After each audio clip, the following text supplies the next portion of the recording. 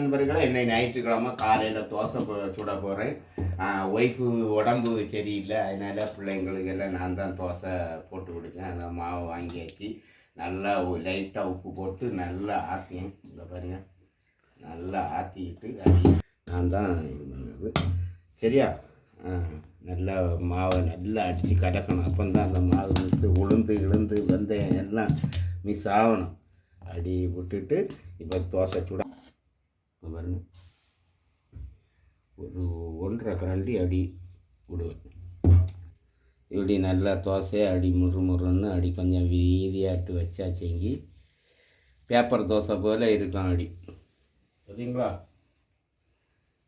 குழந்தைகளுக்கும் இது ரொம்ப பிடிக்கும். பேப்பர் தோசை போல் அடி பிடிச்சி ஆட்டிட்டு அடுத்த 2 ஆம்லேட்டு முட்டை, அதில் 2 முட்டை எடுத்துட்டோமா, பிடிச்சி 2 முட்டை எடு, ஆம்லேட்டும் போட்டு அதோட நல்ல மிளகு பொடியும் லேசாக வச்சு கொடுத்தோம்னா நல்லா சாப்பிடுவாங்க. சாம்பார் எல்லாம் ரெடியாக இருக்குது. நேற்று வச்ச மீன் குழம்புங்க இருங்க அடி எல்லாம் குழம்பு அடி ஃப்ரெஷ்ஷாக இருக்குது. அது சூறை மீன், நெய் மீன் சூறை, அது ஃப்ரெஷ்ஷாக இருக்குது. குழம்பு தேவைப்பட்டு அதையும் எடுத்து கொடுப்போம். முட்டை இது வந்து ஆம்லேட் போடுது, பிள்ளைங்களுக்கு ஒரு ஆம்லேட் போட்டு கொடுப்பேன்.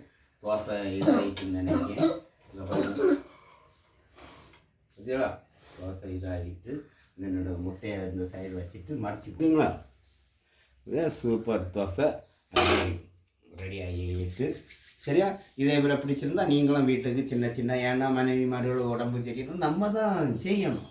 அது இறங்கணும், களத்தில் இறங்கி செய்யும் பொழுது நமக்கும் ஒரு சந்தோஷம். பிள்ளைங்களும் அதை கற்றுக்கிடுவாங்க, அப்பாயே செய்து நம்மளும் இறங்கி செய்யணும். ஓகே, பாய்.